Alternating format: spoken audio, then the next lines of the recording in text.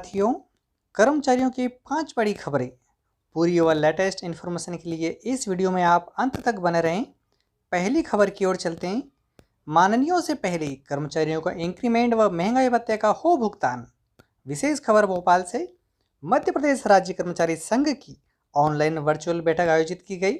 इसमें सरकार से मांग की गई कि कोरोना के कारण गत वर्ष से इंक्रीमेंट व डीए लंबित किया गया है, उसे राज्य कर्मचारियों को सरकार तुरंत भुगतान करे। मध्य प्रदेश राज्य कर्मचारी संघ के प्रदेश अध्यक्ष सुरेंद्र सिंह भदौरिया व प्रदेश महामंत्री राजेंद्र शर्मा ने संयुक्त प्रेस विज्ञप्ति में बताया कि वर्चुअल बैठक में सर्वसम्मति से तय किया गया कि पिछले वर्ष से कोरोना महामारी के कारण जो डीए इंक्रीमेंट राज्य सरकार ने रोका है, उसे अब तक कर्मचारियों को शीघ्र भुगतान करना चाहिए, क्योंकि समाचार पत्रों के माध्यम से संज्ञान में आया है कि सरकार मंत्री विधायकों के वेतन भत्ते बढ़ाने हेतु समिति गठित हो गई है। वह माननीयों के शीघ्र वेतन भत्ते बढ़ाए जाएंगे। इसका मतलब है कि सरकार को वित्त संबंधी कोई समस्या नहीं है। माननीयों के बंगलों के मेंटेनेंस पर भी बराबर खर्चा हो रहा है। फिर कर्मचारियों को जो कि उनके आदेशों योजनाओं को धरातल पर क्रियान्वयन करते हैं, कोरोना जैसी भीषण परिस्थितियों में भी काम कर रहे हैं, उन्हें उनके वाजिब हक तो मिलना ही चाहिए, नहीं तो संघ आंदोलन करने पर विचार करेगा, जिसकी जिम्मेदारी सरकार की होगी। अगली बड़ी खबर ओल्ड पेंशन को लेकर। पुरानी पेंशन, पारिवारिक पेंशन बहाली की मांग जब भी उठती है तो कुछ राजनेता इसे देश से जोड़ देते हैं और कुतर्क करते हैं कि पुरानी पेंशन, पारिवारिक पेंशन बहाली देश हित में नहीं है। सबसे पहले तो इस बात को समझना होगा कि लगभग 60 लाख केंद्रीय और राज्य शासन के कर्मचारी पुरानी पेंशन, पारिवारिक पेंशन बहाली की मांग कर रहे हैं। वह इसी देश में सम्मानित नागरिक हैं और सरकार द्वारा बनाए गए नीतियों के क्रियान्वयन के लिए भी उनकी नियुक्ति होती है। कर्मचारी सरकार की नीतियों को क्रियान्वयन के लिए अपना सारा जीवन खपा देता है। सेवानिवृत्ति उपरांत सरकार कर्मचारियों के संवैधानिक अधिकार पुरानी पेंशन, पारिवारिक पेंशन का अधिकार प्रदान कर देती है, तो कर्मचारी के जीवन में खुशहाली आएगी। वह अपने बुढ़ापे का जीवन जीने के लिए आत्मनिर्भर तो होगा ही, वह पारिवारिक उत्तरदायित्व का भी निर्वहन बेहतर तरीके से करने में सक्षम हो पाएगा। स्वाभाविक है कि कर्मचारी खुश होगा तो देश में भी खुशहाली आएगी। कहने का आशय, कर्मचारी को पुरानी पेंशन, पारिवारिक पेंशन बहाली विशुद्ध देश हित में इसे तत्काल लागू किया जाना चाहिए। बहुराष्ट्रीय कंपनियों द्वारा तात्कालिक सरकार को अपने हित साधने के लिए आंकड़ों की कलाबाजी दिखाकर पुरानी पेंशन, पारिवारिक पेंशन बंद कर नेशनल पेंशन स्कीम लागू करने के लिए बाध्य किया गया था। पुरानी पेंशन, पारिवारिक पेंशन बंद करने से सरकार का अंग होते भी सरकारी कर्मचारियों और सरकार के बीच अविश्वास की खाई बन गई।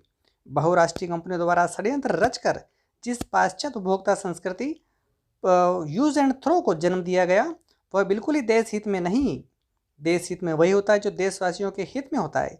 लगभग 60 लाख पुराने पेंशनविहीन कर्मचारी और उनका पारिवारिक पेंशन से वंचित परिवार की संख्या लगभग 3 करोड़ के आसपास ठहरती है के हित में कर्मचारी स्वयं पुरानी पेंशन, पारिवारिक पेंशन बहाली को समझता है। कर्मचारी की पुरानी पेंशन, पारिवारिक पेंशन की मांग से माननीय राजनेताओं को भूतकाल में की गई बड़ी गलती को सुधारने का उचित अवसर मिल रहा है। इस गलती को सुधारने के अवसर को सरकार को इक्का दुक्का व्यक्तिगत जीत के आगे गंवाना नहीं चाहिए। एमपी के 50,000 कर्मचारी लाभ से वंचित। विशेष खबर भोपाल से। मध्य प्रदेश में 2018 से पहले अध्यापक संवर्ग का राज्य शिक्षा सेवा कैडर में संविलियन किया गया, लेकिन अब तक करीब 50,000 शिक्षकों के एम्प्लॉयड कोड जारी नहीं किए गए। इसमें करीब 30,000 का तो अब तक संविलियन ही नहीं हो पाया। अब ऐसे में वे शासकीय सुविधा से वंचित है। जुलाई 2018 में अध्यापक संवर्ग का राज्य शिक्षा सेवा कैडर में संविलियन किया गया। इसमें 2,37,000 अध्यापक में से अब तक करीब 50,000 शिक्षकों को एम्प्लॉय कोड अब तक स्कूल शिक्षा विभाग ने जारी नहीं किए हैं। इससे शिक्षकों को समय पर वेतन का भुगतान नहीं हो रहा है। साथ ही उन्हें कोरोना काल में समूह बीमा योजना का लाभ भी नहीं मिलेगा, क्योंकि बीमे के लिए उनके वेतन से राशि नहीं काटी जा रही है। कोरोना के कारण प्रदेश के करीब 305 शिक्षकों की कोरोना से मौत हुई है। इनमें से करीब 100 शिक्षकों के समूह बीमा योजना का लाभ नहीं मिल रहा है। अध्यापक संगठनों ने मुख्यमंत्री से मांग की कि शिक्षकों का एम्प्लॉय कोड जल्द जारी किया जाए और संविलियन की प्रक्रिया पूरी हो। प्रदेश के अध्यापक संवर्ग के करीब 50,000 को शासकीय सुविधा का लाभ नहीं मिलेगा। उन्हें 7वें वेतनमान, समूह बीमा, यात्रा बीमा, गृह भाड़ा भत्ता, ग्रेजुटी, मेडिकल भत्ता के लाभ से वंचित हो गए। जिन जिलों में शिक्षकों की संख्या अतिशय हो गई है, वहां पर पद खाली नहीं होने के कारण एम्प्लॉयड कोड नहीं बन पा रहे हैं। इन शिक्षकों को ऑनलाइन सैलरी न मिलकर ऑफलाइन दी जा रही है। और बड़ी खबर, कर्मचारियों की वेतन वृद्धि को लेकर लिया गया बड़ा फैसला। जानिए अब कब मिलेगी बढ़ी हुई सैलरी। ऐसे विशेष खबर पंजाब सरकार की है। पंजाब सरकार ने छठे वेतन आयोग के तहत कर्मचारियों को नए वेतनमान लागू करने की डेडलाइन बढ़ा दी है। इससे कर्मचारी संगठन असंतुष्ट हैं। कर्मचारी काफी समय से बढ़े हुए वेतन की आस लगाए हुए थे। उन्हें उम्मीद थी कि जुलाई से उन्हें इसका लाभ मिलेगा, लेकिन उनके अरमानों पर पानी फिरता नजर आ रहा है। दरअसल छठे वेतनमान आयोग की दूसरी रिपोर्ट की पूरी तरह से तैयार न होने के चलते पंजाब सरकार ने इसकी डेडलाइन आगे बढ़ा दी है। अब आयोग की रिपोर्ट 31 अगस्त तक लागू नहीं हो पाएगी।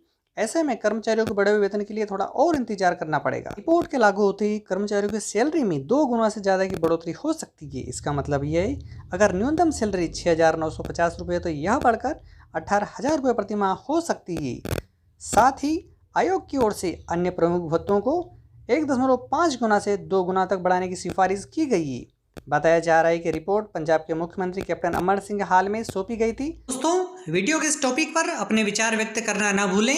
जाते जाते इस वीडियो को लाइक कीजिए और इस चैनल को सब्सक्राइब कीजिए व पास वाली बेल पर प्रेस कीजिए, जिससे जब भी वीडियो अपलोड किया जाएगा सबसे पहले आपको प्राप्त होगा। इस चैनल के अगर अदर वीडियो देखना चाहते हैं तो वो भी आपके सामने चल रहे हैं, उनको देखिए और अधिक से अधिक शेयर कीजिए। Thank you.